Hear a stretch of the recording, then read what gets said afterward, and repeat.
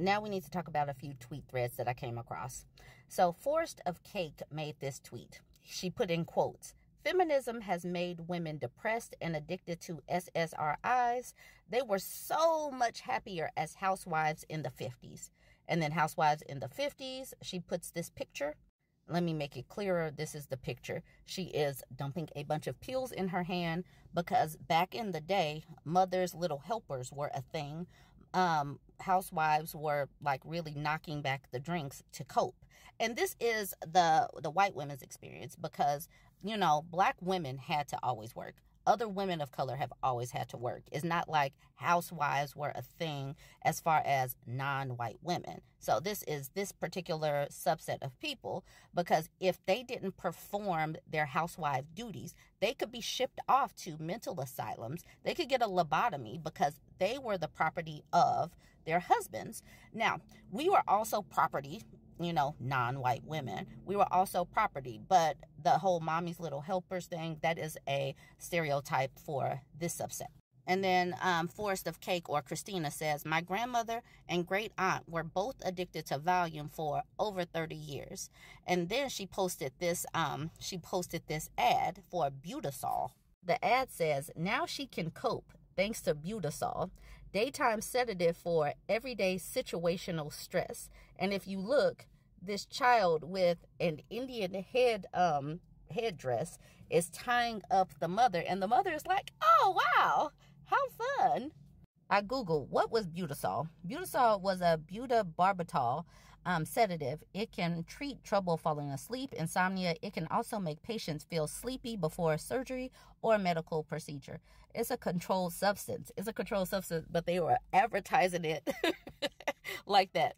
Can cause paranoid or self-deletion ideation and impair memory, judgment, and coordination. Combining with other substances, particularly alcohol, can slow breathing and possibly lead to deletion. Dex says, "Mother's little helper." Alethea Dystopia says, "In the 50s, meth was legal and sold in the form of diet pills and fatigue pills." This person, Swerfy Turfy, says, "This is about men, not women." Quinn says, "I mean, if they're going to roll back time, they may as well pass the pillies or we're all going to have no rights but hella free time." I'll end this thread with this screenshot. Grandma said in her day, she did 3 times the work you do. In Grandma's day, there was cocaine in the soda. So this is the meme that they created. So we're going to end that one. We're going to move on to the next one. So Chris Evans made this post. So at Mark Robinson of New York and his wife got caught misappropriating funds. Yikes. And then he used this picture right here of Tom Hanks. Okay. So we know that Mark Robinson, an overweight black man of North Carolina, is not, in fact, Tom Hanks. But this person, Sasha Suki, says, "That's Tom Hanks." Okay, Captain Obvious. I had to circle that and say LOL.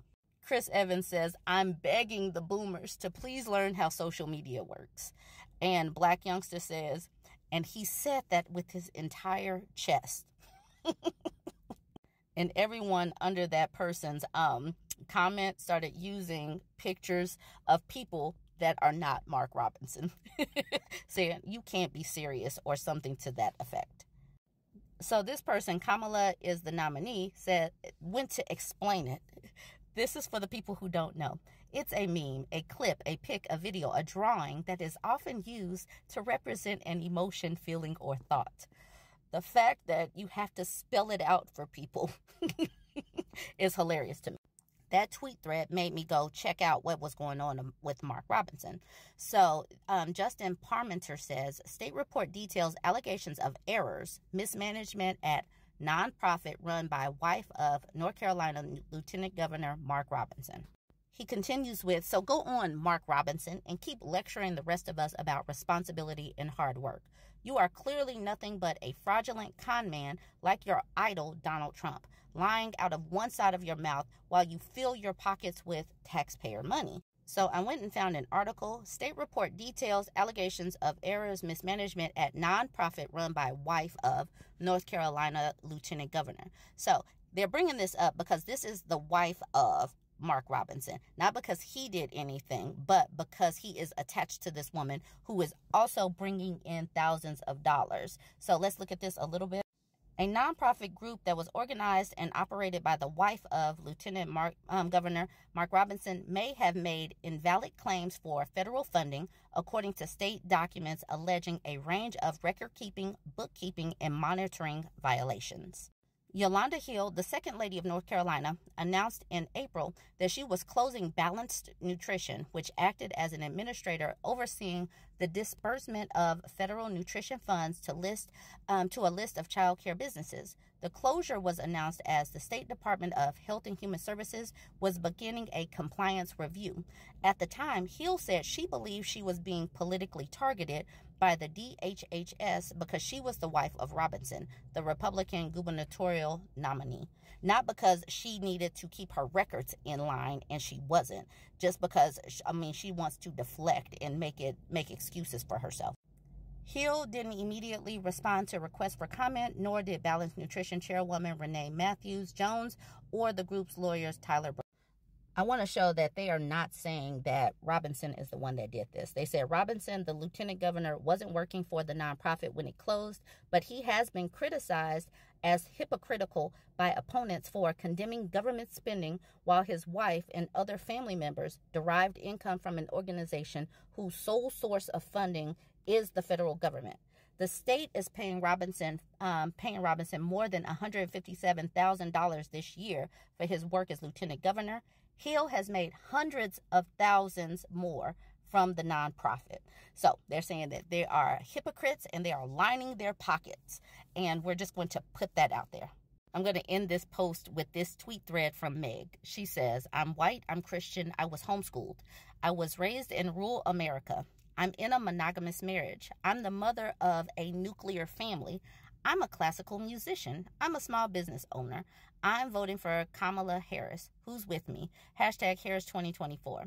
And then Joshua, he took exception. He says, "Oh, look, a deconstructionist Jezebel supporting the Lady of the Night of the Potomac. How unique. So brave."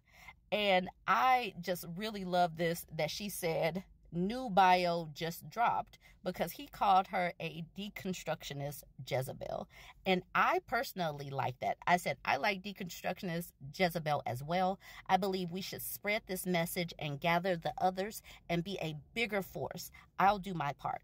So I'm doing my part right now by talking about the fact that we should all be a deconstructionist Jezebel, because I was also raised Christian. I wasn't homeschooled, but I am homeschooling my family, and I am a mother also of a nuclear family. So this all works. I'm deconstructing Christianity. I'm deconstructing the patriarchy. I'm deconstructing the fact that we are supposed to center our whole lives around being a wife and a mother, despite the fact that, yes, I am a wife and a mother, but that's not my whole personality. So I thought that you guys might enjoy a little palate cleanser, a little chuckle at the end of this. Are you a deconstructionist Jezebel as well? We should all raise our hands and speak on what it means to be one and how we are going to spread this message going forward. All right, join the conversation. Let me know what you think of all of these tweet threads. And don't forget to like, comment, and share.